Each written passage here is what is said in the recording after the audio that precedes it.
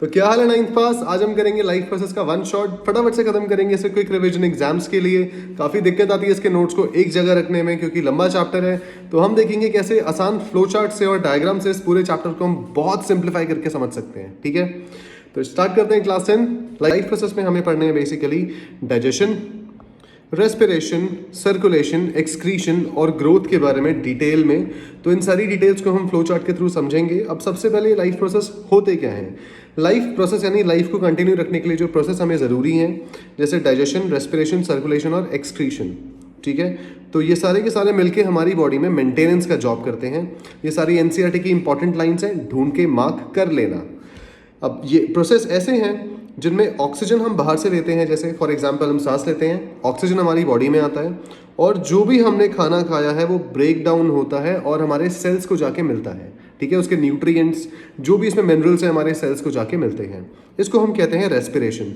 ध्यान रखना, ब्रीदिंग और रेस्पिरेशन में फ़र्क होता है। ब्रीदिंग में मतलब बस एक्सचेंज ऑफ गैसेज है, ब्रीदिंग मतलब बस सांस लेना और छोड़ना, जबकि रेस्पिरेशन मतलब ऑक्सीजन की प्रेजेंस में तुम जो बड़े बड़े फूड के पार्टिकल्स खा रहे हो, इसको छोटे छोटे फूड के पार्टिकल्स में यानी सिंपलर फॉर्म्स में कन्वर्ट करना।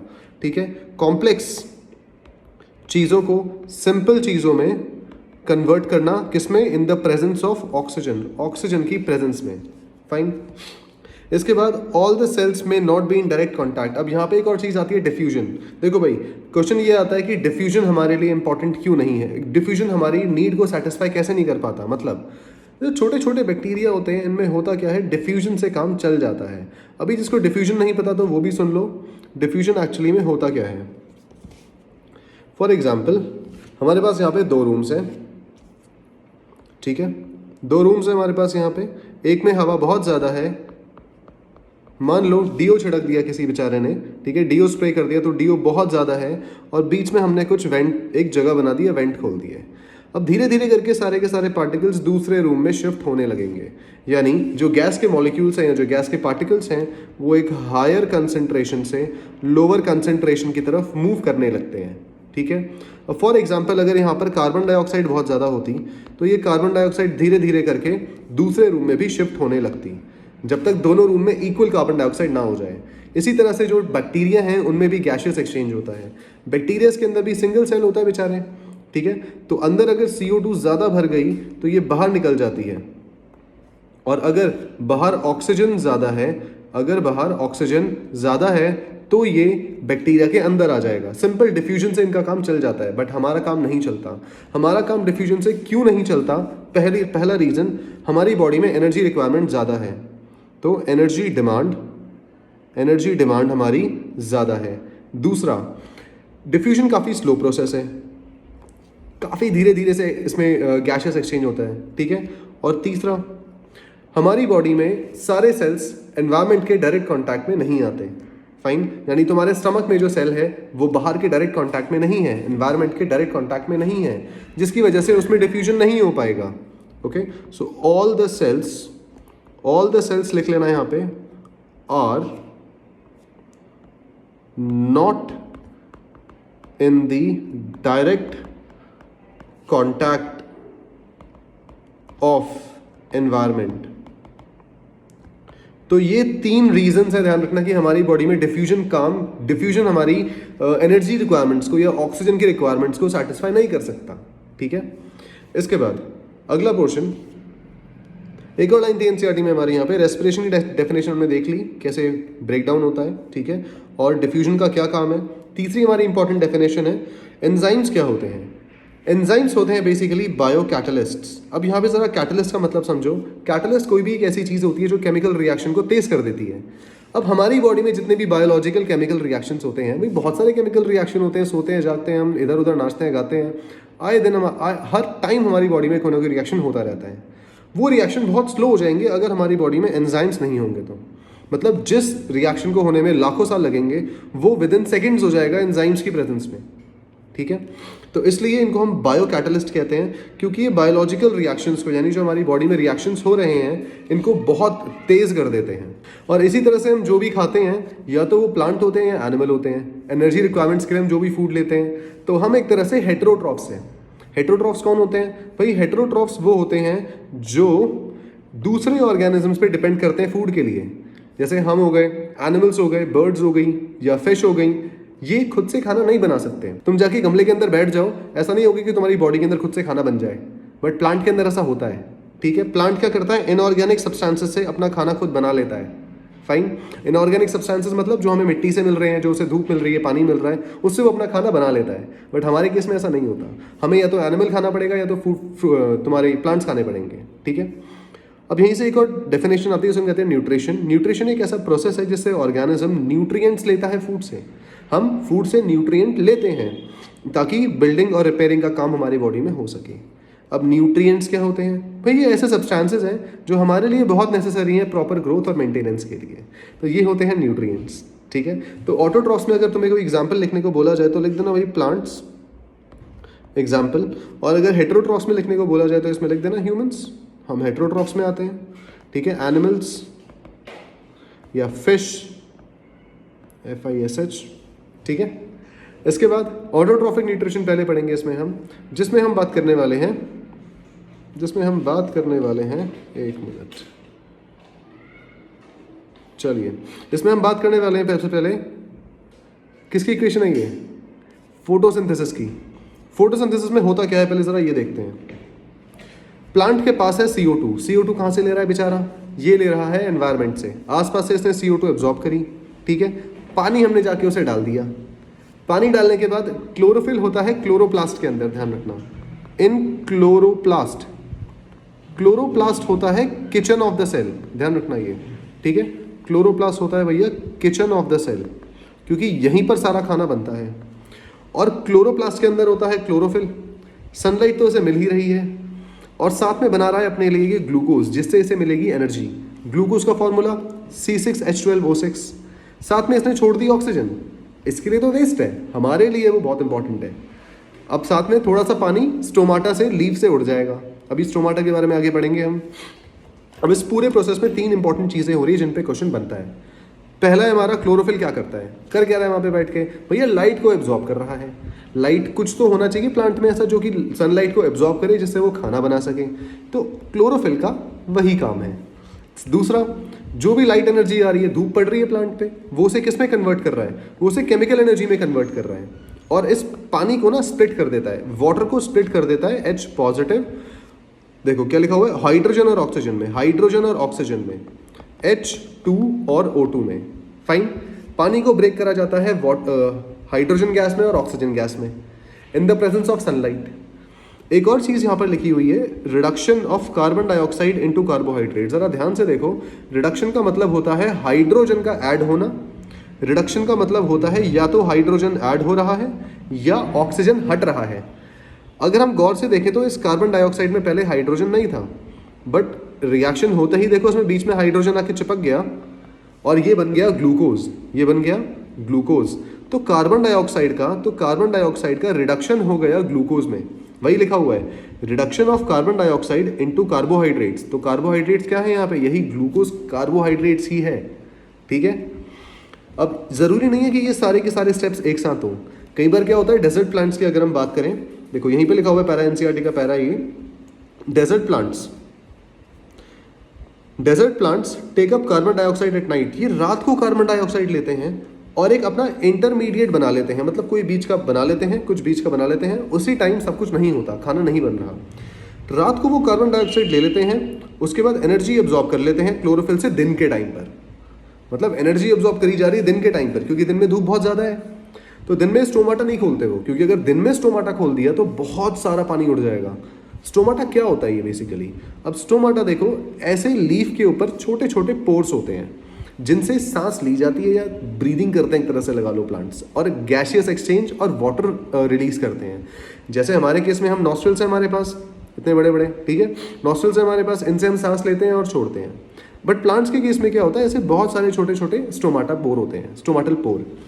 इसके बगल में ना ये 2 गार्ड सेल्स होते हैं, अगर हम इनकी बात करें तो उनके बगल में 2 गार्ड सेल्स होते हैं। देखो ये जो बी है ना यहाँ पे, बी, इसकी लेबलिंग होगी as a guard cell, B है यहाँ पे हमारा गार्ड सेल्स, ठीक है, गार्ड सेल्स लिखा होगा नीचे, अभी दिखा दूंगा तुम्हें मैं, इसको थोड़ा सा छोटा कर लेते हैं, चलिए, गार्ड सेल्स। और ये जो ए पोर्शन है ना, ये है हमारा स्टोमाटल पोर, ए जो है हमारा ये स्टोमाटल पोर है, ठीक है, स्टोमाटल पोर यानी वो बीच में छेद है छोटा सा, ये बीच में पोर होता है, ठीक है। इससे गैसेस एक्सचेंज होता है, यानी इससे सांस लेते हैं और छोड़ते हैं वो, यानी CO2 लेते हैं, ऑक्सीजन छोड़ते हैं। और रात को उल्टा होता है, रात को ऑक्सीजन लेते हैं, CO2 छोड़ते हैं, ठीक है।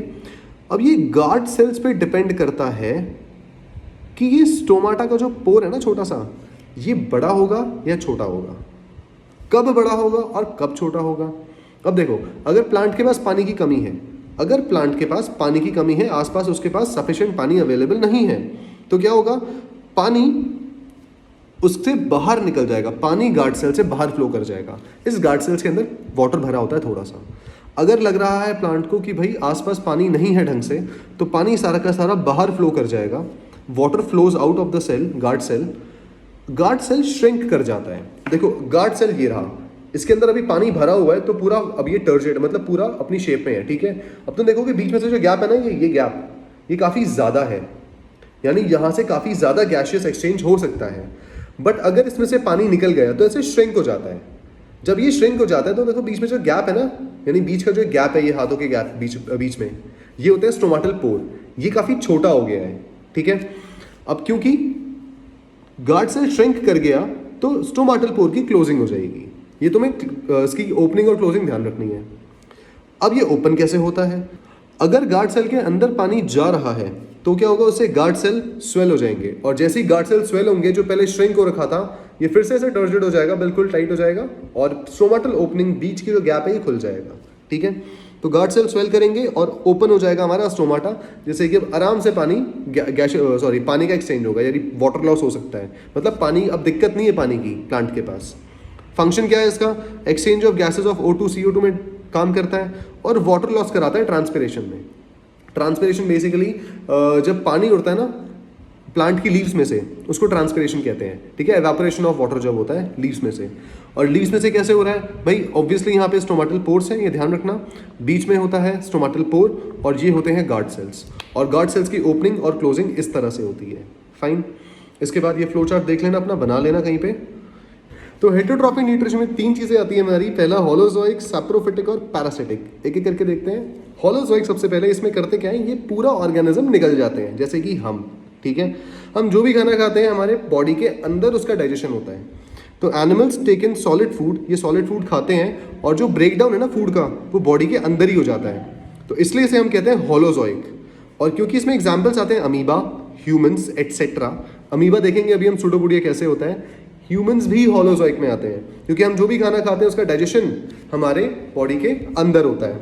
इसके बाद इसमें 5 चीज़ें आती हैं, इंजेशन, डाइजेशन, एब्जॉर्प्शन, एसिमिलेशन और एक्सक्रीशन। इंजेशन मतलब खाना खाना, डाइजेशन और एब्जॉर्प्शन मतलब पेट में गया, डाइजेस्ट हुआ, उसके बाद एब्जॉर्प्शन हुआ स्मॉल इंटेस्टाइन में, ब्रेक होने के बाद छोटे छोटे पार्टिकल्स में टूट जाता है खाना जो हमारा फूड है, और उसके बाद बॉडी में एब्जॉर्ब हो जाता है। एब्जॉर्प्शन शुरू हो जाता है स्मॉल इंटेस्टाइन से, ठीक है।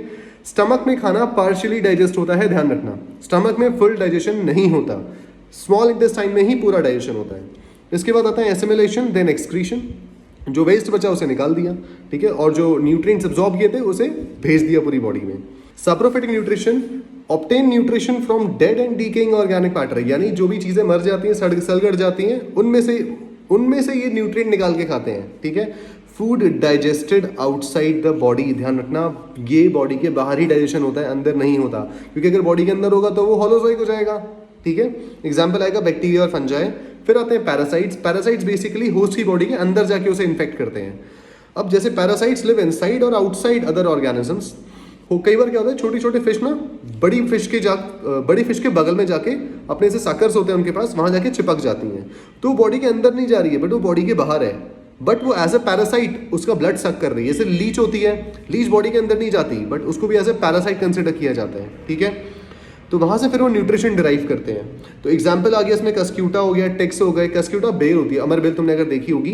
अमर बेल क्या करती है, बेसिकली दूसरे ट्रीज के ऊपर चढ़ जाती है, पूरी कवर कर लेती है उसे, और सारा न्यूट्रिएंट उनका एब्जॉर्ब करती रहती है, ठीक है। उसके बाद टिक्स, जो डॉग्स में या कैट्स में या कैटल्स में भी होते हैं, टिक्स छोटे छोटे हो जाते हैं, वो सारे के सारे पैरासाइट्स में आते हैं, ठीक है। तो ये अंदर नहीं जाते, बाहर ही रहते हैं, या फिर बॉडी के अंदर जाके उन्हें इन्फेक्ट करते हैं। फाइन, नेक्स्ट, एक मिनट, ये हिल गया पूरा का पूरा, चलो अब ठीक है। अब यहाँ पे अगर हम बात करें जो प्लांट्स नाइट्रोजन एब्जॉर्ब करते हैं, देखो प्लांट सॉइल से बहुत सारी चीज़ें एब्जॉर्ब करते हैं, उसमें से कुछ चीज़ें यहाँ पे लिखी हुई है जैसे आयरन, मैग्नीशियम, नाइट्रोजन, फॉस्फोरस। ठीक है, अब जो नाइट्रोजन वो लेते हैं वो एज इट इज नहीं ले पाते कि भाई नाइट्रोजन पड़ा हुआ मिट्टी में उसको एब्जॉर्ब कर लिया, ये सारी एनसीईआरटी की लाइन्स हैं, इनको मार्क करते रहना। तो वो क्या करते हैं, नाइट्रोजन को नाइट्रेट्स और नाइट्राइट्स की फॉर्म में लेते हैं। ठीक है, इनके एमसीक्यू से असर्शन रीजनिंग आते हैं, तो ध्यान रखना जो नाइट्रोजन एब्जॉर्ब होती है वो नाइट्रेट्स या नाइट्राइट्स की फॉर्म में एब्जॉर्ब होती है। इसके बाद एक और चीज़ आती है यहाँ पे, हाउ ऑर्गेनिजम्स ऑब्टेन फूड। अब भाई यहीं से एक और चीज़ है, डायग्राम थोड़ा ओवरलैप कर गया है, इसको उठा के जरा यहाँ रख लेते हैं कि ऑर्गेनिजम्स फूड कैसे एब्जॉर्ब करते हैं। ठीक है, यहां पर एक हम बात करेंगे अमीबा की। अब देखो अमीबा बेसिकली है तो एक बैक्टीरिया ही, बट ये क्या करता है अमीबा, यहाँ पे ये इस तरह से सूडोपोडिया शो करता है। देखो सूडोपोडिया क्या होता है, ये रही अमीबा की लाइनिंग, ये रहा इसका फूड पार्टिकल छोटा सा, ये क्या करेगा अपने फॉल्स लेग्स बना लेगा। देखो सूडो मतलब होता है फॉल्स, पोडिया मतलब होता है लेग्स। ठीक है, ये अपने फॉल्स लेग्स बना लेता है उसको कैप्चर करने के लिए। कैप्चर करने के बाद ये उसे लेके जाता है अपने फूड वैक्यूल में। फूड वैक्यूल में जाने के बाद सारे के सारे डाइजेस्टिव जूसेस उस पर छोड़ देता है, जिसके बाद वो फूड क्या होता है, डाइजेस्ट हो जाता है, और एक्सक्रीट जो भी वेस्ट बचता है उसको एक्सक्रीट कर देता है। तो इस तरह से सूडोपोडिया होता है ये। ठीक है, सूडोपोडिया यानी फॉल्स लेग्स बनाता है ये, तो ये ध्यान रख लेना, सूडोपोडिया अमीबा शो करता है। ऐसे ही एक और बैक्टीरिया हमारे पास है जो है पैरामीशियम, यूनिसेलुलर ऑर्गेनिज्म कह दिया हम इसे तो बेटर है। इसकी एक डेफिनेट शेप होती है, इसकी बॉडी में ना बहुत सारे छोटे छोटे सीलिया होते हैं। ठीक है, यहाँ पर बहुत सारे छोटे छोटे सीलिया होते हैं, एक टर्म दे रखी है सीलिया। अभी सीलिया क्या होता है जरा ये सुनो, पूरी की पूरी बॉडी की अगर हम बात करें, इसको रब कर देते हैं, अगर हम बैक्टीरिया की बात करें तो उसमें छोटे छोटे इस तरह से ना हेयर जैसे प्रोजेक्शंस होते हैं बाहर को, इनको हम कहते हैं सीलिया। अगर एक लंबा सा ऐसे आउटग्रोथ निकल रही है तो इसको हम बोलेंगे फ्लैजिला। अब इसका काम क्या है, तो सीलिया से क्या करेगा, ये फूड पार्टिकल पकड़ लेगा और इसे लेके जाएगा घुमा घुमा के फूड वैक्यूल तक। फूड वैक्यूल में जाके इसे डाल देगा। अब फूड वैक्यूल में क्या होंगे, अगेन बहुत सारे डाइजेस्टिव एंजाइम्स होंगे और फिर उसे डाइजेस्ट कर लेगा। तो इस तरह से ये डिफरेंस होता है सीलिया और फ्लैजिला में। भैया सीलिया कई बार क्या करता है, बैक्टीरिया को कोई एक जगह पे उसे अगर पकड़ के रखना है, अपनी होल्ड रखनी है, वहां पे भी काम आता है। फ्लैजिला इसे कई बार बहुत दूर कोई फूड पार्टिकल है उसे पकड़ के पास ले आता है। ठीक है, मूवमेंट में काम आते हैं, ये सारा काम होता है सीलिया और फ्लैजिला का। अब इसके बाद हम देखेंगे हेटेरोट्रॉफिक न्यूट्रिशन में डाइजेस्टिव, अब आता है डाइजेस्टिव सिस्टम पे। ह्यूमंस में डाइजेस्टिव सिस्टम सबसे पहले शुरू होता है माउथ से। ठीक है, अब माउथ से जो शुरू हो रहा है बेचारा, यहाँ पे माउथ के अंदर होता है सलाइवरी अमाइलेज नाम का एक एंजाइम। ये एंजाइम हमारे सलाइवा में प्रेजेंट होता है। करता क्या है, स्टार्च को ब्रेक करता है शुगर्स में। ठीक है, और इसके बाद हमारा माउथ से गया खाना स्टमक ईसोफेगस में। ईसोफेगस होता है बेसिकली फूड पाइप। देखो ये जो लंबा सा जा रहा है फूड पाइप है पूरा का पूरा। ठीक है, और यहाँ पर देखो माउथ के अंदर हमारे पास एक टंग, जो कि मस्कुलर टंग होती है, मसल होती है पूरी, इसमें बोन नहीं होती है। नीचे है salivary glands. Salivary glands secrete कर रहे हैं, बना रहे हैं सलाइवा। सलाइवा के अंदर होता है सलाइवरी अमाइलेज। ठीक है, जो ब्रेक कर रहा है स्टार्च को शुगर में। इसके बाद खाना गया ईसोफेगस से होता हुआ पेरिस्टाल्टिक मूवमेंट। देखो ईसोफेगस में इस तरह से मूवमेंट होती है, नीचे को पुश करता है खाने को ये। ठीक है, तो ये पेरिस्टाल्टिक मूवमेंट होती है और एक खाने को नीचे पुश करता है और ले जाता है फिर स्टमक में। अब स्टमक में जाने के बाद तीन चीज़ें हैं, पेप्सिन, HCl और म्यूकस। पेप्सिन का काम क्या है, प्रोटीन डाइजेस्ट करना। HCl का काम है एसिडिक मीडियम देना। एसिडिक मीडियम देने से क्या होता है, बैक्टीरिया मरता है एक तो, और दूसरा पेप्सिन अपना काम बढ़िया से कर पाता है। तीसरा म्यूकस का काम क्या है, म्यूकस करता है हमारे स्टमक को HCl से बचाता है। अब जब ये HCl से बचा रहा है तो बेसिकली ये स्टमक के ऊपर एक लेयर बना देता है, उसके ऊपर HCl होता है, जिससे कि स्टमक जलता नहीं है। अदरवाइज ये HCl बहुत कंसंट्रेटेड होता है। ठीक है, इसके बाद गया ये लिवर से होता हुआ, लिवर के पास से होता हुआ। अब देखो जब ये लिवर के पास से होता हुआ जा रहा है तो लिवर बेसिकली बाइल जूस बनाता है और बनाकर उसे रखता है, स्टोर करके रखता है। स्टोर्स बाइल लिखा हुआ ना गॉल ब्लैडर में, ध्यान रखना। ठीक है, ये रहा हमारा पूरा का पूरा लिवर। अब ये लिवर हमारा बाइल जूस बना रहा है और स्टोर कर रहा है उसे गॉल ब्लैडर के अंदर। ठीक है, अब यहाँ से गॉल ब्लैडर क्या करेगा, फिर बाद में बाइल जूस को रिलीज कर देगा। बाइल जूस रिलीज करने पर क्या होता है, इमल्सिफिकेशन। ध्यान रखना, बाइल जूस करता है इमल्सिफिकेशन। यहाँ से बाइल जूस करता है इमल्सिफिकेशन। इसको प्रॉपर यहाँ लिख लो, इमल्सिफिकेशन। इमल्सिफिकेशन में क्या होता है बेसिकली, जो फैट के बड़े बड़े ग्लोब्यूल्स होते हैं ना, ये इनको छोटे छोटे ग्लोब्यूल्स में कन्वर्ट करता है, इसको कहते हैं इमल्सिफिकेशन। ये कर दिया बाइल जूस ने, और स्टोर कहाँ हुआ था ये, गॉल ब्लैडर में। इसके बाद नीचे ही देख रहे हो यहाँ पे पेनक्रियास है। पेनक्रियास का काम क्या है भैया, ये कर रहा है ट्रिप्सिन, लाइपेस और इंसुलिन रिलीज, 3 चीजें रिलीज कर रहा है पेनक्रियास। ट्रिप्सिन का काम क्या है, ये भी प्रोटीन डाइजेस्ट करता है, ठीक है, ये भी प्रोटीन डाइजेस्ट करता है। और लाइपेस का काम लिपिड्स को डाइजेस्ट करना। इसके बाद आता है इंसुलिन। इंसुलिन कंट्रोल करता है ब्लड शुगर लेवल, मतलब अगर तुम्हारे ब्लड में शुगर लेवल बढ़ गया तो पेनक्रियास क्या करेगा, इंसुलिन को रिलीज कर देगा और फिर से तुम्हारा ब्लड में शुगर लेवल कंट्रोल हो जाएगा, ठीक है। इसके बाद गया ये घूमता हुआ स्मॉल इंटेस्टाइन में। स्मॉल इंटेस्टाइन में देखो साफ साफ लिखा हुआ है कंप्लीट डाइजेशन। और इसके पास एक अपना इंटेस्टाइनल जूस भी होता है खुद का, मतलब स्टमक में पार्शियल डाइजेशन होता है, पूरी तरह खाना डाइजेस्ट नहीं होता है। ये जो पूरा खाना डाइजेस्ट होता है ना, ये जाके होता है तुम्हारा स्मॉल इंटेस्टाइन में, ठीक है। स्मॉल इंटेस्टाइन में इंटेस्टाइनल जूस होता है, यानी उसका खुद का भी जूस होता है। ऊपर से पेनक्रियास ने भी जूस छोड़ा होता है, अपना पेनक्रियाटिक जूस, ठीक है। यहाँ से पेनक्रियास ने भी जूस छोड़ा होता है। ये जो है ना छोटे छोटे से ये सारे स्मॉल इंटेस्टाइन है। उसके बाद ये शुरू हो गया लार्ज इंटेस्टाइन, ठीक है। तो स्मॉल इंटेस्टाइन में कंप्लीट डाइजेशन लिखा हुआ है साफ साफ यहाँ पे। इसके बाद प्रोटीन्स इनटू अमीनो एसिड, देखो ब्रेक क्या क्या हो रहा है। तुमने खाया था प्रोटीन, वो उसका बन गया अमीनो एसिड। तुमने खाए थे फैट्स, उसका बन गया फैटी एसिड और ग्लिसरॉल। तुमने खाया था कार्बोहाइड्रेट्स और वो ब्रेक होके बन गया ग्लूकोज, तो ये ब्रेक डाउन याद रखना, कौन सी चीज किस में ब्रेक होती है। इसके बाद ये गया लार्ज इंटेस्टाइन में।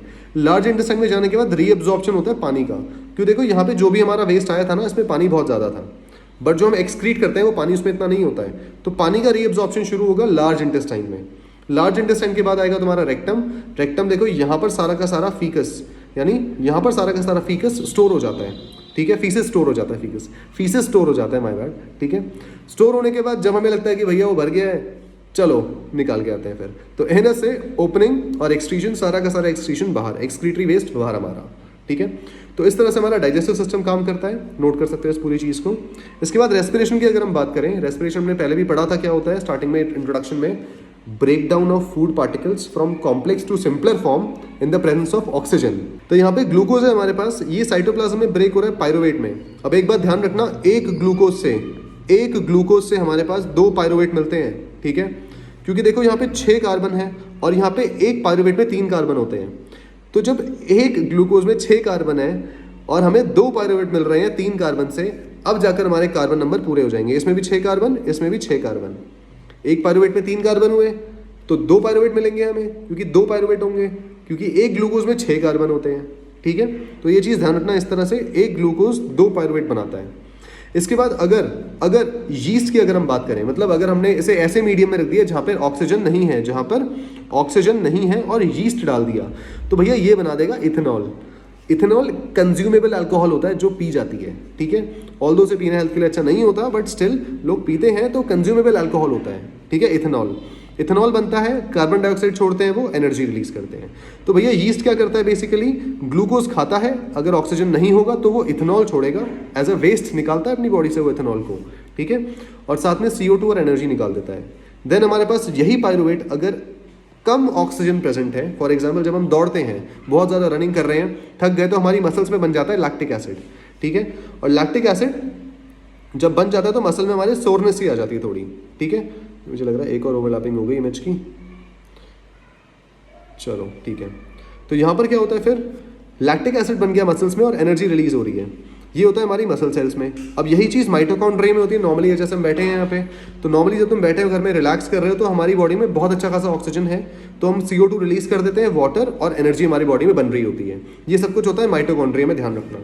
अब यहीं पर अगर हम ATP की बात करें, तो भैया ATP का फुल फॉर्म होता है एडिनोसिन ट्राइफॉस्फेट, ध्यान रख लेना, एडिनोसिन ट्राइफॉस्फेट।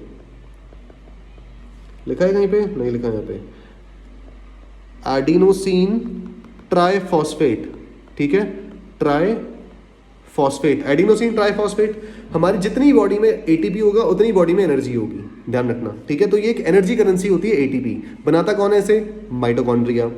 अब देखो ATP में होता क्या है, बेसिकली इस तरह से एडिनोसिन शुगर होती है, एक एडिनोसिन शुगर होती है और इस पर 3 फॉस्फेट लगे होते हैं, ठीक है, 3 फॉस्फेट लगे होते हैं। अब ध्यान से देखना जरा, जब हमारी बॉडी को एनर्जी चाहिए ना, तो ये क्या करती है, भैया इसमें से एक फॉस्फेट का बॉन्ड तोड़ देगी, तो देखो ये एक फॉस्फेट अकेला हो गया और बचा क्या हमारे पास एडिनोसिन डाइफॉस्फेट, 2 फॉस्फेट बचे। ठीक है, अब हमारी बॉडी को और एनर्जी चाहिए तो वो एक और बॉन्ड तोड़ देगी इसके बीच वाला, अब ये 2 फॉस्फेट अलग हो गए। अब क्या बचा, एडिनोसिन मोनोफॉस्फेट यानी एक फॉस्फेट। तो जब एटीपी से एडिनोसिन डाइफॉस्फेट बनता है, फिर एडिनोसिन डाइफॉस्फेट से एडिनोसिन मोनोफॉस्फेट बनता है, ये ध्यान रखना। ठीक है, एटीपी से एडीपी बनता है, उसके बाद इससे एएमपी बनता है, एडिनोसिन मोनोफॉस्फेट। तो वही सब चीज़ें यहाँ पे लिखी हुई हैं कि कैसे 30.5 kilo joule mole is release, इतनी एनर्जी रिलीज होती है एटीपी से। ठीक है, जैसे बैटरीज में एनर्जी स्टोर होती है वैसे हमारी बॉडी एटीपी की फॉर्म में एनर्जी को स्टोर रखती है। फाइन, इसके बाद रेस्पिरेशन में हम ब्रीदिंग की बात करेंगे यहाँ पे। तो देखो ब्रीदिंग में एक बड़ा सिंपल सा यहाँ पे फंडा है कि पहले इसके पार्ट्स पढ़ लेते हैं फटाफट से। पार्ट्स है हमारे पास यहाँ पर नेसल पैसेज, यानी जैसे हम सांस ले रहे हैं पूरा का पूरा नेसल पैसेज है। नेसल पैसेज का हमने सांस ली और ये गई देखो नीचे माउथ कैविटी, कैविटी मतलब खाली स्पेस। तो नेसल पैसेज से सांस अंदर, हवा अंदर गई और फिर गई फेरिंग्स से होते हुए लैरिंग्स में, ये रहा फेरिंग्स वो पार्ट और ये रहा लैरिंग्स। फिर आता है यहाँ पे ट्रैकिया। ठीक है, और तुम्हें यहाँ पर दिखेंगी रिंग्स ऑफ कार्टिलेज। ये रिंग्स ऑफ कार्टिलेज क्या काम करती हैं, ये कोलैप्स नहीं होने देती विंड पाइप को। क्या करती हैं, ये कोलैप्स नहीं होने देती। जैसे कोई अगर पतला सा पाइप है उसे अगर तुम फूंक मारोगे तो वो ऐसे पिचक जाएगा, या फिर ऐसे करोगे, सांस अंदर लोगे ना पतला सा पाइप लेके पेपर का, तो पिचक जाएगा, कोलैप्स कर जाएगा। तो वो चीज़ विंड पाइप में नहीं होनी चाहिए हमारे, वो चीज़ विंड पाइप में नहीं होनी चाहिए। इसको रोकने के लिए यहाँ पे हमारे पास क्या होता है, रिंग्स ऑफ कार्टिलेज होते हैं जो इसे कोलैप्स नहीं होने देते हैं। इसके बाद हवा आगे गई, एयर आगे गई जो हमने ली। अब यहाँ से ये होते हुए गई ब्रोंकाई से। देखो यहाँ पर तुम्हें दिख रहा है फर्केशन, बाइफर्केशन, यानी 2 चीज़ों में डिवाइड हो रहा है। ये ब्रोंकाई है, ब्रोंकाई के बाद ब्रोंक्यूल्स में गई छोटे छोटे, और फिर वो बाद में जाके बन जाते हैं एल्वेलर सैक। एल्वेलर सैक बन जाते हैं लास्ट में जाकर। एल्वेलर होती है इस तरह से बलून लाइक स्ट्रक्चर्स होते हैं हमारे लंग्स के अंदर, इसके अंदर सारी हवा जाके भरती है। ठीक है, और बाहर है हमारे पास रिब्स प्रोटेक्शन के लिए, और नीचे एक और मसल होती है जिसे हम कहते हैं डायफ्रैगम। ठीक है, ये डायफ्रैगम होती है। अब यहाँ पे कुछ क्वेश्चंस आते हैं, जैसे for example why breathing rate of aquatic animals in fish. जैसे फिश होती हैं वो बहुत तेज तेज सांस लेती है, तुमने कभी किसी फिश को देखा हो, वो तेज सांस इसलिए लेती है क्योंकि जो पानी में ऑक्सीजन डिजॉल्व है वो काफ़ी कम होता है। जो पानी में डिजॉल्व ऑक्सीजन है वो काफ़ी कम होता है, तो उन्हें क्या करना होता है, उनका ब्रीदिंग रेट बहुत तेज़ रखना होता है। तो हमारे पास हवा में जो ऑक्सीजन है वो तो फ्री है और बहुत ज़्यादा है, तो हम एक लंबी सांस भी लें हमें अच्छा खासा ऑक्सीजन मिल जाता है, बट ऐसा पानी के अंदर नहीं होता, तो उनका ब्रीदिंग रेट बहुत तेज़ होता है फटाफट से। ठीक है, तो वही सब चीज़ें यहाँ पे लिखी हुई हैं, उनका ब्रीदिंग रेट बहुत तेज़ होता है। अगला क्वेश्चन जो यहाँ से बनता है वो ये है, CO2 और ऑक्सीजन इज ट्रांसपोर्टेड, कि भैया हमारी बॉडी में CO2 और ऑक्सीजन भेजी कैसे जाती है। बड़ा इंपॉर्टेंट क्वेश्चन है, इन पे क्वेश्चन बनते हैं, इसलिए इनको कट आउट करके निकाला है मैंने। तो ये ध्यान रखना, हमारी ब्लड के अंदर हीमोग्लोबिन होता है। ठीक है, लिखा हुआ है हमारी बॉडी साइज एनिमल्स का काफ़ी ज़्यादा होता है, तो इसके लिए एक रेस्पिरेटरी पिगमेंट है हमारे पास लंग्स के अंदर जो कि ऑक्सीजन कैरी करता है। जो क्या करता है, ऑक्सीजन कैरी करता है, और इसको हम कहते हैं हीमोग्लोबिन। इसकी ऑक्सीजन के लिए बड़ा प्यार होता है, तो ये ऑक्सीजन को ही कैरी करता है। अब CO2 कैसे कैरी होती है, भैया CO2 पानी में बहुत अच्छे से डिजॉल्व हो जाती है, तो क्योंकि पानी में बहुत अच्छे से डिजॉल्व हो जाती है तो वाटर में, तो ब्लड में आराम से मिक्स होकर ट्रांसपोर्ट हो जाती है, क्योंकि ब्लड में पानी है काफ़ी ज़्यादा, तो CO2 पानी में काफ़ी अच्छे से डिजॉल्व हो जाती है, तो इसी तरह से वो ब्लड में भी डिजॉल्व होकर काफ़ी आगे चली जाती है, मतलब ट्रांसपोर्ट हो जाती है आराम से। तो ऑक्सीजन ट्रांसपोर्ट होता है हीमोग्लोबिन से, और कार्बन डाइऑक्साइड ट्रांसफर होती है किससे, ब्लड में मिक्स होके। ठीक है, तीसरा क्वेश्चन जो बनता है यहाँ पे, प्लांट्स, हमें अभी तक तुमने सुना होगा काफ़ी जगह पे कि भाई प्लांट्स रात को ऑक्सीजन लेना शुरू कर देते हैं। प्लांट्स रात को ऑक्सीजन लेना शुरू कर देते हैं और दिन में CO2 छोड़ना शुरू कर देते, रात को CO2 छोड़ना शुरू कर देते हैं। ठीक है, जैसे दिन में क्या करते हैं वो CO2 लेते हैं, ऑक्सीजन छोड़ते हैं, बट रात को उल्टा होता है। ऐसा क्यों होता है, देखो बड़ा सिंपल सा फंडा है। दिन में जब फोटोसिंथेसिस चलता रहता है, तो वो जो CO2 लेते हैं ना वो भी कंज्यूम हो जाती है। ठीक है, खत्म होती रहती है, यूज़ होती रहती है, बट रात को क्या है, सनलाइट है नहीं। अब जब सनलाइट नहीं है तो क्या होगा, बॉडी के अंदर CO2 भरी रहेगी, क्योंकि फोटोसिंथेसिस नहीं हो पा रहा है। जब सनलाइट नहीं है तो फोटोसिंथेसिस नहीं हो पाएगा, और जो भी एक्सेस CO2 है, देखो नो फोटोसिंथेसिस आकर जो एक्सेस CO2 है इसको निकालना बड़ा ज़रूरी होता है। तो इसके लिए वो क्या करते हैं, रात को CO2 छोड़ना शुरू कर देते हैं, क्योंकि रात को फोटोसिंथेसिस नहीं हो रहा, तो उनकी बॉडी में जो CO2 है वो यूज़ भी नहीं हो रही है और वो एज अ डिपॉजिट हो जाती है। अब उसको निकालना बहुत ज़रूरी है, वो वेस्ट बन गई है, तो उसको निकालना बहुत ज़रूरी है। फिर सुबह होती है, सूरज आता है, फोटोसिंथेसिस शुरू होता है, जब वो शुरू हो जाता है उसके बाद फिर से वो CO2 लेना शुरू कर देते हैं। ठीक है, देन इसके बाद यहाँ पर पूरा का पूरा मैंने इसका फ्लो चार्ट बना दिया है।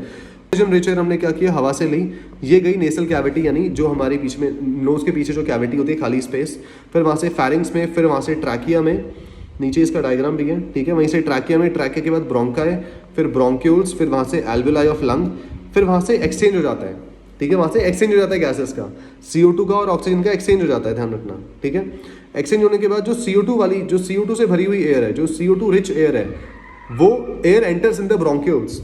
अब ब्रोंक्यूल्स में एंटर करने के बाद वो ब्रोंकाई में जाएगी, फिर जाएगी वो ट्रैकिया में, ट्रैकिया के बाद नेसल कैविटी यानी दोबारा नाक में आ गई, और फिर हम उसे छोड़ देंगे, एनवायरनमेंट में छोड़ देंगे, ठीक है।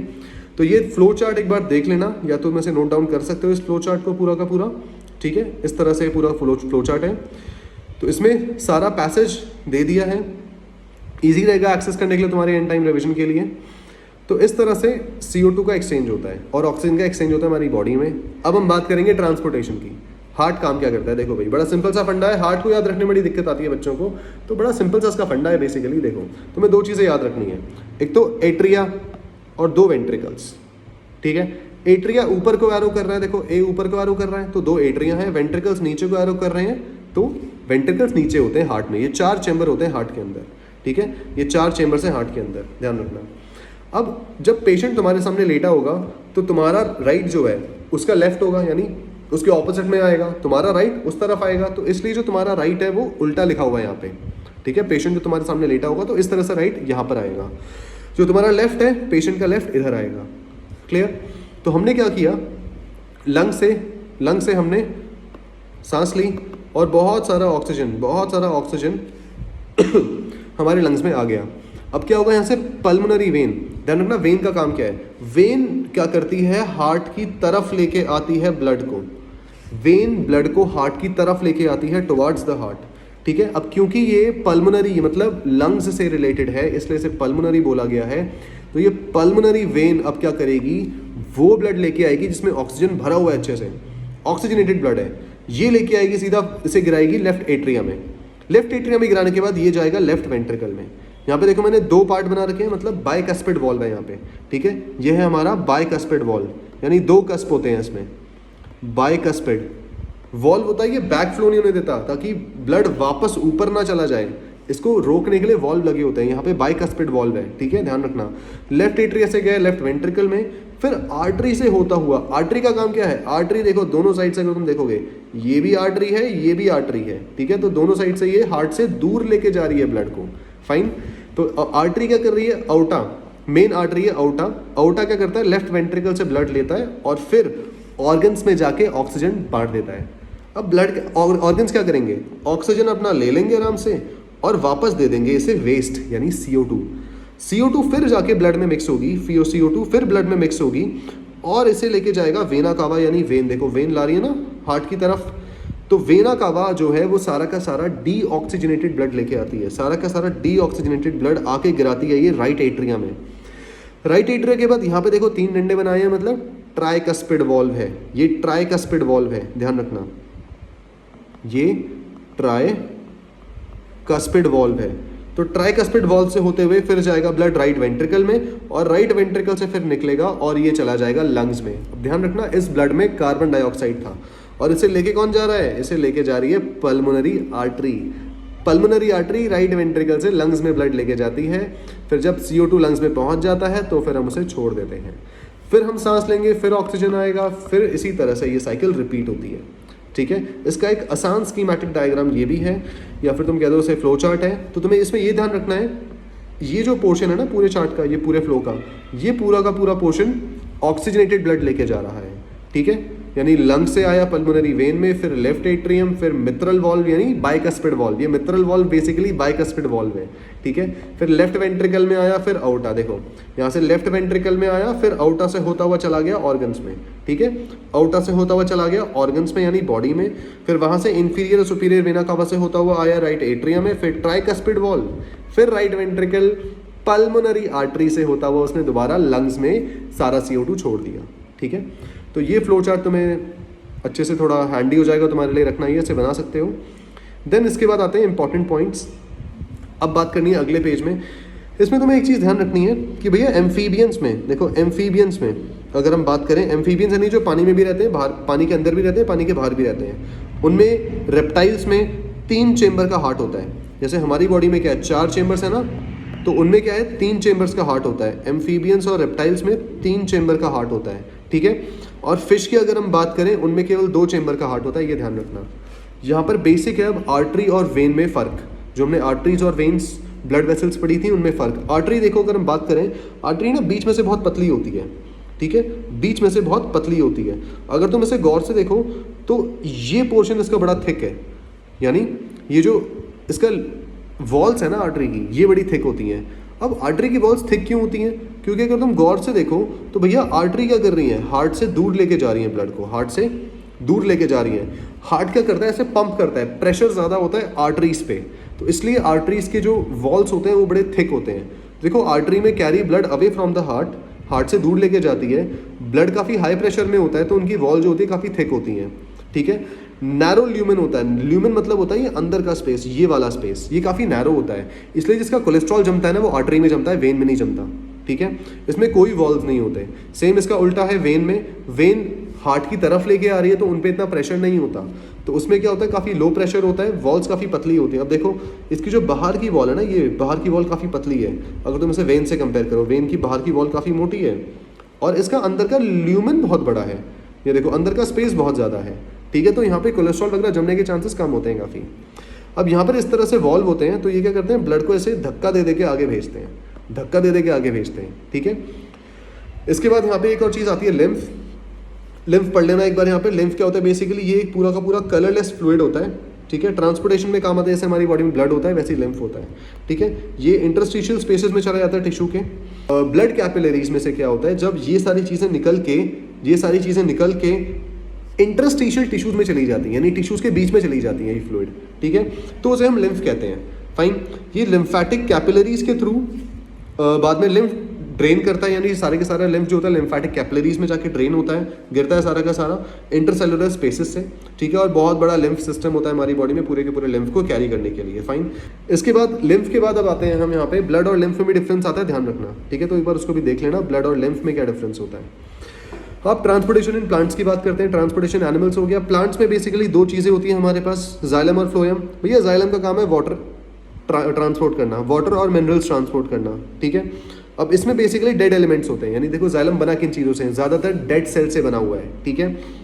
Transport unidirectional. ज़रा इस चीज़ को समझो कि भाई अगर हम पानी की बात करें, देखो पानी केवल रूट से ऊपर ही जाएगा, पानी केवल रूट से ऊपर जाएगा, ठीक है। बट जो फूड है, जो लीव्स में फूड बन रहा है, सपोज इस लीफ में कोई फूड बन गया, सपोज यहाँ पर एक लीफ है, इसमें कोई फूड बन गया, भैया इसको तो खाना ऊपर भी भेजना पड़ेगा और नीचे भी भेजना पड़ेगा, ठीक है। ये जो फूड का ट्रांसपोर्ट होता है ना, इसको हम पहले तो ट्रांसलोकेशन कहते हैं, और ये होता है बाई डायरेक्शनल, यानी दोनों डायरेक्शन में, क्योंकि खाना ऊपर भी जाएगा नीचे भी जाएगा। बट अगर हम पानी की बात करें तो केवल नीचे से ऊपर जाता है, तो इसलिए यहाँ पर लिखा हुआ है, देखो जाइलम के बारे में लिखा हुआ है यूनिडायरेक्शनल, और फ्लोएम जो कि फर्स्ट से फूड याद रखना, जो कि बाई डायरेक्शनल होता है, ठीक है। It is mainly compose of living elements. अब इसमें ज़्यादातर लिविंग एलिमेंट्स होते हैं। इसमें 4 तरह की चीज़ें होती हैं, ट्रैकेट्स, वेसल्स, ये सारे के सारे हमने 9th में पढ़े थे, किस किस चीज़ों से जाइलम और फ्लोएम बना होता है, ठीक है। अब एक और चीज़ आती है इसमें कि कैसे पानी, जो ऊंचे पेड़ होते हैं उसमें कैसे पानी ऊपर हाइट तक पहुंच जाता है, ठीक है। हाँ, ट्रांसलोकेशन बता दिया, transport of food from leaves to other parts, translocation होता है। अब हम देखेंगे यहाँ पे how xylem transport water, xylem water को भेज कैसे रहा है। अब जरा ध्यान से सुनना, इसके फ्लो चार्ट बना रखा है, इसको तुम आराम से लिख सकते हो, याद भी हो जाएगा अच्छे से।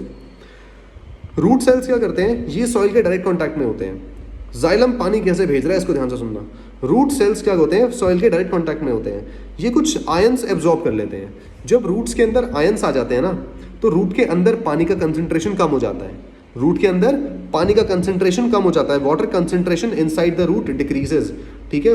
जब एब्जॉर्ब कर लेते हैं आयंस, तो भैया रूट के अंदर पानी का कंसंट्रेशन कम हो जाता है, जिसकी वजह से ऑटोमेटिकली पानी जो है अब सॉइल में से रूट के अंदर जाने लग जाएगा। Water moves from soil into the roots, ठीक है। इसके बाद अगर हम बात करें कि दिन और रात को पानी कैसे ट्रांसफर होता है, तो भाई देखो दिन में क्या हो रहा है, प्लांट बहुत लंबे जो ऊंचे प्लांट्स होते हैं उनमें क्या होता है, पत्तियों में उनके फोटोसिंथेसिस होता रहता है, ठीक है। अब ध्यान रखना, ये देखो यहाँ पे ये एक प्लांट है, इसकी लीव्स में ऊपर फोटोसिंथेसिस होता रहेगा, तो क्या होगा, इसमें से ना पानी लॉस होता रहेगा, वाटर लॉस उसमें से होता रहेगा।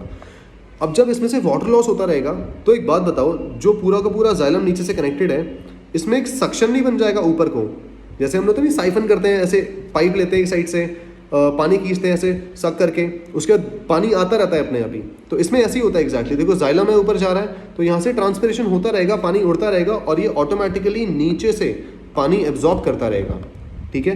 तो इस तरह से जो एसेंट ऑफ सैप कहते हैं इसे, बहुत हाइट तक, पेड़ों में इतनी हाइट होती है वहाँ तक पानी पहुँचना होता है, तो वहाँ तक पानी पहुँचता है। तो फोटोसिंथेसिस होता है, स्टोमाटा खुलता है, ट्रांसपिरेशन होता है, जब ट्रांसपिरेशन होता है तो एक सक्शन क्रिएट होता है जाइलम में, जिसकी वजह से रूट्स फिर नीचे। तो देखो रात को क्या होता है बेसिकली, अब रात को फोटोसिंथेसिस तो होता नहीं है, तो पानी ऊपर तक कैसे पहुंचता है, तो भैया रात को काम करता है रूट प्रेशर, ध्यान रखना, रात को काम आता है रूट प्रेशर। तो रूट प्रेशर ही सारा का सारा काम रात को करता है और दिन में फोटोसिंथेसिस यानी ट्रांसपिरेशन ऊपर तक पानी पहुंचाता है, ठीक है। अब यहाँ पर स्प्रिंग सीजन में एक बात और चीज़ है कि फूड का ट्रांसपोर्ट यानी ट्रांसलोकेशन जो होता है ना, फूड का ट्रांसपोर्ट, वो भी कैसे होता है ये भी एक बार देख लो। एक नीचे छोटी सी लाइन दे रखी है एनसीईआरटी में, तो मैं ये ध्यान रखनी है कि भाई जैसे प्लांट क्या करता है, अपनी सारी के सारे शुगर स्टोर कर लेता है रूट्स में, और जब उसे लगता है कि भाई इस पार्ट में कमी हो रही है खाने की, या इस पार्ट में शुगर की कमी हो रही है, वो उस पार्ट में शुगर भेज देता है जाइलम फ्लोएम की हेल्प से, ठीक है। और stem tissue would be transported to the birds which need energy to grow. अब जब स्प्रिंग सीजन आता है तो नए नए बर्ड्स खिलते हैं, उनको एनर्जी चाहिए ग्रो होने के लिए, तो वो सारी की सारी एनर्जी ट्रांसफर होती है कहाँ से, सारी की सारी जो शुगर उसने स्टोर किया होता है अपनी किसी भी रूट के अंदर, वहाँ से वो शुगर लेता है और बर्ड्स तक भेज देता है। इसके बाद अब हम बात करेंगे एक्सक्रीशन की, ऑलमोस्ट खत्म होने वाला है हमारा रिविजन। एक्सक्रीशन है क्या basically, harmful nitrogenous metabolic waste का रिमूवल, यानी हमारी बॉडी में हमें जो भी लग रहा है कि भाई ये हमारी मेटाबॉलिज्म के लिए हार्मफुल है या फिर जो हमारी हेल्थ के लिए हार्मफुल है, उसको वेस्ट को रिमूव करना, ठीक है। अब इसमें आते हैं बेसिकली एक्सक्रीटरी सिस्टम, जिसमें हमारी आती हैं 2 किडनीज, यहाँ पे ये रही 2 किडनीज जिनको बेच के आईफोन लेते हैं लोग, ठीक है। और इसके बाद यहाँ से आ गया वेना कावा, जो याद है हार्ट से वेना कावा निकलता है, वो ये रहा, ठीक है। और इसके बाद ये देखो डॉर्सल आउटा जो निकल रही है, ये सारी वही ब्लड तुम्हारी ब्लड वेसल्स हैं, ठीक है। अब 2 किडनीज है हमारे पास, इसके बाद 2 हमारे पास यहाँ यूरेटर आ रहे हैं, नीचे एक यूरिनरी ब्लैडर है और यूरेथ्रा है जहाँ से यूरिन निकलता है, ठीक है। अब अगर हम बात करें किडनीज, ये बेसिकली एज अ आरओ काम करती है हमारी बॉडी का, एज एन आरओ काम करती है हमारी बॉडी का। अब देखो करती क्या है ये, इनके अंदर बेसिकली ऐसे छोटे छोटे ना बहुत सारे नेफ्रॉन्स होते हैं, ठीक है। ऐसे बहुत छोटे छोटे नेफ्रॉन्स, इनको हम फिल्ट्रेशन यूनिट भी कहते हैं, ये किडनी के अंदर लगे होते हैं, ये बहुत सारे होते हैं। अब यहाँ पर नेफ्रॉन, नेफ अलग हो गया, ऑन अलग हो गया रुको, अब ठीक है। तो नेफ्रॉन्स होते हैं, ये बेसिकली फिल्ट्रेशन यूनिट होती है किडनीज की, जो कनेक्टेड ट्यूब्स होते हैं, देखो बहुत सारी यहाँ पे कनेक्टेड ट्यूब्स हैं और डक्ट्स हैं, ठीक है। और एक बोमेंस कैप्सूल नाम की चीज़ आती है, इसके बारे में पढ़ेंगे अभी हम। तो बेसिकली हमारी बॉडी में वेस्ट कैसा निकलता है, नाइट्रोजीनस वेस्ट निकलता है, जैसे यूरिया, यूरिक एसिड, यानी यूरिया और यूरिक एसिड बेसिकली नाइट्रोजन के होते हैं, ठीक है। नाइट्रोजीनस वेस्ट होता है हमारी बॉडी से जो निकलता है, तो हमारी बॉडी में यूरिया और यूरिक एसिड डिपॉजिट नहीं होना चाहिए। अब नहीं होना चाहिए तो निकलता कैसे है, अब हम बात करेंगे नेफ्रॉन की यहाँ पे फटाफट से। देखो नेफ्रॉन का मैंने बड़ा सिंप्लीफाइड डायग्राम यहाँ बना रखा है, ठीक है। ब्लड यहाँ से आ रहा है, एक एक पार्ट की बात करेंगे पहले। ब्लड यहाँ से आ रहा है, ठीक है, यहाँ से आया ब्लड और फिर यहाँ से निकल गया, फाइन। ब्लड बस यहाँ से आया, एक मिनट, ब्लड यहाँ से आया और यहाँ से निकल गया घूमता हुआ, ठीक है। अब ये पूरी की पूरी जो चीज़ है ना, इसको हम कहते हैं ग्लोमेरुलस, फाइन। इसमें ब्लड का प्रेशर थोड़ा ज़्यादा होता है, तो इससे क्या होता है, ब्लड प्रेशर जब यहाँ से आया यहाँ से निकल गया, तो इसने करा क्या, जो भी वेस्ट था ना वो सारा का सारा इस बोमेंस कैप्सूल में एब्जॉर्ब हो गया, वो सारा का सारा इस बोमेंस कैप्सूल में एब्जॉर्ब हो गया, ठीक है। अब यहाँ पे तुम्हें ये ध्यान रखना है कि भाई जो आ रहा है ना, इसको हम कहते हैं एफरेंट आर्टेरियोल, और जो निकल रहा है उसको कहते हैं एफरेंट आर्टेरियोल, ठीक है। अब सारा का सारा जो वेस्ट था, कुछ पानी के साथ कुछ ग्लूकोज के साथ, सारा का सारा यहाँ पे आ गया बोमेंस कैप्सूल में। अब ये आगे जाएगा, इस हम पोर्शन को कहते हैं पीसीटी यानी प्रॉक्सिमल कॉन्वोल्यूटेड ट्यूब्यूल। ये जो पोर्शन है हमारा प्रॉक्सिमल कॉन्वोल्यूटेड ट्यूब्यूल्स का है, ठीक है। यहाँ पे जाने के बाद क्या होता है, यहाँ पे जाने के बाद यहाँ से डिसेंडिंग लूप ऑफ हेनले और असेंडिंग लूप ऑफ हेनले, यानी पूरा का पूरा हमारा लूप ऑफ हेनले होता है। ये लूप है एक तरह का, हेनले जो बायोलॉजिस्ट था, जो साइंटिस्ट था, उसके नाम पे पढ़ा है, क्योंकि नीचे को जा रहा है सारा का सारा वेस्ट उस पानी के साथ, उस ग्लूकोज के साथ, उस नाइट्रोजीनस वेस्ट के साथ, तो ये डिसेंडिंग लूप ऑफ हेनले है। और फिर आता है यहाँ से असेंडिंग लूप ऑफ हेनले, ठीक है। इन सब में हो क्या रहा है बेसिकली, इतना यूरिन जा क्यों, इतना जो वेस्ट है हमारा घूम क्यों रहा है? घूम इसलिए रहा है क्योंकि देखो यहाँ से जो भी चीज़ें एब्जॉर्ब हुई ना वुमेन्स कैप्सूल से, इसमें वाटर कंटेंट बहुत ज़्यादा होता है। अभी इतना ज़्यादा वाटर कंटेंट हमारी, इतना ज़्यादा वाटर लॉस हमारी बॉडी झेल नहीं सकती, तो यहाँ से क्या करती है वो वाटर एब्जॉर्ब करती है, ग्लूकोज का रीएब्जॉर्प्शन होता है, कुछ इंपॉर्टेंट चीज़ें जो हमारी बॉडी ने छोड़ दी थी उनका रीएब्जॉर्प्शन होता है, ताकि यूरिन में कम से कम पानी निकले। ठीक है, मतलब कम से कम पानी में हमारा यूरिन बन के निकल जाए, वाटर लॉस ज़्यादा ना हो। अब जब असेंडिंग यानी ऊपर को जा रहा है सारा का सारा वेस्ट, उसके बाद आता है डीसीटी यानी डिस्टल कॉन्वोल्यूटेड ट्यूब्यूल। इसमें जाने के बाद जब सारा का सारा हमारा यूरिन अब काफ़ी कम पानी उसमें बच जाता है और वो काफ़ी कंसंट्रेटेड हो जाता है, अब वो जाता है कलेक्टिंग डक्ट में, और कलेक्टिंग डक्ट से निकलता है। कलेक्टिंग डक्ट से निकलने के बाद सारा का सारा यूरेटर से पास होता हुआ यूरिनरी ब्लैडर में और यहाँ से बाहर। ठीक है, तो इस तरह से पूरा का पूरा एक नेफ्रॉन काम करता है। तो भैया ये बात ध्यान रखनी है आपको। इसको हम कहते हैं मेल्फिजियन बॉडी, ग्लोमेरुलस को और बोमेंस कैप्सूल को मिला के मेल्फिजियन बॉडी कहते हैं। ठीक है, 3 स्टेप्स में हमारी बॉडी में फिल्ट्रेशन होता है। एक तो ग्लोमेरुलर फिल्ट्रेशन जो यहाँ पे हो रहा है फिल्ट्रेशन, इसमें नाइट्रोजिनस वेस्ट, ग्लूकोज, वाटर, ये सारी की सारी चीज़ें ब्लड से फिल्टर कर दी जाती हैं इनटू बोमेंस कैप्सूल। ये जो बोमेंस कैप्सूल है यहाँ पर, इसके बाद ट्यूबुलर रीअब्जॉर्प्शन, कुछ पानी सोल्यूट दोबारा बॉडी में एब्जॉर्ब कर लिया जाता है, वो होता है ट्यूबुलर रीअब्जॉर्प्शन। ठीक है, जो यहाँ पर पूरे के पूरे पोर्शन में हो रहा है। फिर आता है सेक्रीशन मतलब निकाल देना, यानी यूरिया और जो एक्स्ट्रा वाटर है, सॉल्ट है, सेक्रीट कर दिया जाता है ट्यूब्यूल्स में, और बाद में कलेक्टिंग डक्ट से होता हुआ ये सारा निकल जाता है यूरेटर में। ठीक है, तो ये चार्ट था हमारा कैसे एक नेफ्रॉन काम करता है। तो मैंने इस नेफ्रॉन को ना खोल दिया यहाँ पे, ये पूरा जो यहाँ पे चौमिन बनी हुई थी इसकी, इसको मैंने पूरा खोल के इस तरह से देखो जाता है। ये जो पूरा का पूरा येलो पार्ट है ना, इस तरह से नीचे जा रहा है यूरिन, फिर यहाँ से डीसीटी में जाता है, उसके बाद कलेक्टिंग डक्ट से होता हुआ निकल जाता है। ठीक है, ये ट्यूबुलर पार्ट से होता हुआ निकल जाता है। तो ये था हमारी नेफ्रॉन की वर्किंग की भैया नेफ्रॉन कैसे काम करता है, और ये सारे के सारे स्टेप्स हैं। इसके बाद हमारी 2 चीज़ें इंपॉर्टेंट है बस इसमें, खाली तुम्हें क्या याद रखनी है, देखो, selective reabsorbed as the urine flows along the tube, the amount of water reabsorption, कितना पानी हमारी बॉडी में रीअब्जॉर्ब होगा, ये किस पे डिपेंड करेगा कि कितना एक्सेस वाटर हमारी बॉडी में प्रेजेंट है। अगर तुम अच्छे से पानी पी रहे हो तो भैया यूरिन बनाने में बॉडी आराम से पानी को निकालेगी। फिर अगर तुम पानी कम पी रहे हो तो बॉडी फिर क्या करती है, बहुत कंसंट्रेटेड यूरिन निकालती है। ठीक है, तो इसलिए कहते हैं पानी अच्छे से पीना चाहिए ताकि किडनीज अच्छे से फिल्टर कर सकें, अदरवाइज फिर बाद में किडनी में दिक्कत आती है। देन यहीं पर अगर किडनी फेल हो जाए तो एक टॉपिक आता है जिसको हम कहते हैं, एक चीज़ आती है उसको हम कहते हैं हीमोडायलिसिस। हीमोडायलिसिस में भी कुछ ऐसी काम होता है देखो, यहाँ से बंदे की बॉडी में से, एक मिनट, यहाँ बंदे की बॉडी में से ब्लड निकला, ठीक है, और इस बॉक्स के अंदर गया और ब्लड फिल्टर होके वापस चला गया। ये एज एन आर्टिफिशियल किडनी काम करता है। ठीक है, नाइट्रोजिनस वेस्ट ब्लड में से निकालता है। अब बेसिकली इस बॉक्स के अंदर होता क्या है ऐसा कि ये ब्लड को फिल्टर कर देता है। इसमें टैंक होता है डायलिसिंग फ्लूइड से भरा हुआ। तुम अगर गौर से देखोगे तो यहाँ से देखो डायलिसिंग फ्लूइड डाला जा रहा है और ये ब्लड को साफ कर रहा है, और फिर जो हमारा ये तुम्हारा एक्सेस सॉल्ट्स वाला, जब इसमें एक्सेस सॉल्ट सारे के सारे मिक्स हो जाते हैं तो यहाँ से डायलिसिंग सॉल्यूशन निकाल दिया जाता है। ठीक है, तो कंटिन्यूसली चल रहा है, यहाँ से सॉल्यूशन जा रहा है, वहाँ से निकल रहा है। ठीक है, यहाँ से फ्रेश डायलिसिंग सॉल्यूशन जा रहा है और वहाँ से निकल रहा है। The osmotic pressure as blood, इसका जो ऑस्मोटिक प्रेशर है ब्लड जितना ही होता है, बट फर्क क्या है, इसके अंदर नाइट्रोजीनस वेस्ट नहीं होता। अब देखो, जब इस येलो कलर के फ्लूइड के अंदर नाइट्रोजीनस वेस्ट नहीं है और ब्लड के अंदर नाइट्रोजीनस वेस्ट है, तो ये क्या करते हैं, ये सारा का सारा ना नाइट्रोजीनस वेस्ट यहाँ से ऐसे निकल जाता है, यहाँ से ऐसे निकल जाता है ब्लड में से, और ये इस येलो कलर के फ्लूइड में मिक्स हो जाता है। तो मिक्स होने के बाद क्या होता है, यहाँ से जो भी हमारा वेस्ट है नाइट्रोजीनस वेस्ट के साथ निकल जाता है। ठीक है, जो भी डायलाइजिंग सॉल्यूशन है वो नाइट्रोजीनस वेस्ट के साथ निकल जाता है। अब तुम्हें एक बात ध्यान रखनी है, ये जो पाइप्स बने होते हैं ये सारे के सारे सेमी परमिएबल मेम्ब्रेन होते हैं। ठीक है, सेमी परमिएबल मेम्ब्रेन होते हैं। इनसे क्या होता है, ब्लड में से तभी ब्लड में से केवल नाइट्रोजीनस वेस्ट निकलता है और इस डायलिसिस सॉल्यूशन में जाके मिक्स हो जाता है। फाइन, एक हमारी किडनी एवरेज दिन में 180 लीटर्स ऑफ ब्लड फिल्टर करती है, बट 180 लीटर्स ऑफ ब्लड हमारी बॉडी में होता नहीं है, वही ब्लड जाता है फिल्टर होके वही वापस आता है, बस नाइट्रोजीनस वेस्ट सारा का सारा किडनीज को दे देता है। तो यही सेम चीज़ हो रही है, ब्लड आ रहा है, जा रहा है, और जो नाइट्रोजीनस वेस्ट है वो सारा का सारा इस फ्रेश डायलिसिंग सॉल्यूशन में मिक्स होकर निकल जाता है। ठीक है, इसको हम कहते हैं हीमोडायलिसिस। लास्ट पॉइंट आता है प्लांट्स में एक्सक्रीशन कैसे होता है, फिर तुम आज़ाद हो जाओगे इस लेक्चर से, इस टॉर्चर से।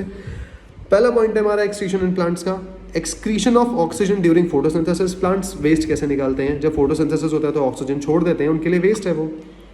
और जो एक्सेस वाटर है वो ट्रांसपिरेशन से छोड़ देते हैं। वेस्ट वाटर वो बहुत सारे वैक्यूल्स में भी स्टोर करके रखते हैं, और बाद में जैसे कुछ कभी कभी क्या करते हैं वो लीव्स में भी स्टोर कर देते हैं, फिर लीव्स को गिरा देते हैं, ठीक है। और स्टोर्ड फॉर्म ऑफ रेजन, जैसे रेजन होता है, गम्स होते हैं, ये पुराने जाइलम में ये सारे के सारे रेजन्स गम्स की फॉर्म में भी जो देखा है, जैसे रबर वगैरह बनता है, रेजन्स गम्स जो निकलते रहते हैं, ठीक है, ट्री से निकलते हैं, तो वो सारा का सारा उनका वेस्ट है। हमने उनसे कुछ प्रॉफिटेबल चीज़ें बना दी हैं, तो ये सारी चीज़ें हैं, उनका वेस्ट है, वो बॉडी से निकालते रहते हैं, जैसे हम अपनी बॉडी से वेस्ट निकालते रहते हैं कंटिन्यूसली, स्वेट की फॉर्म में, CO2 की फॉर्म में, या फिर सॉलिड वेस्ट हो गया, लिक्विड वेस्ट हो गया, बहुत सारी चीज़ें होती हैं, ठीक है। तो ये था हमारा एक क्विक रिविजन लाइफ प्रोसेस का। आई होप तुम्हें एग्जाम पॉइंट ऑफ व्यू से बहुत अच्छे खासे नोट्स मिल जाएंगे इससे, फटाफट से रिवीजन कर लो। और इसी चैप्टर का मैंने लाइन बाय लाइन NCERT का भी वीडियो बनाया है, वो थोड़ा सा लंबा है बट डेप्थ में है, तुम्हें उसमें NCERT की एक लाइन क्लियर हो जाएगी, इतना तुम्हें भागा दौड़ी नहीं करनी पड़ेगी इधर उधर, ठीक है, सब कुछ यहीं पे मिल जाएगा। सो मिलते हैं अगली वीडियो में, तब तक के लिए कीप ट्रैक में कॉन्सेप्ट।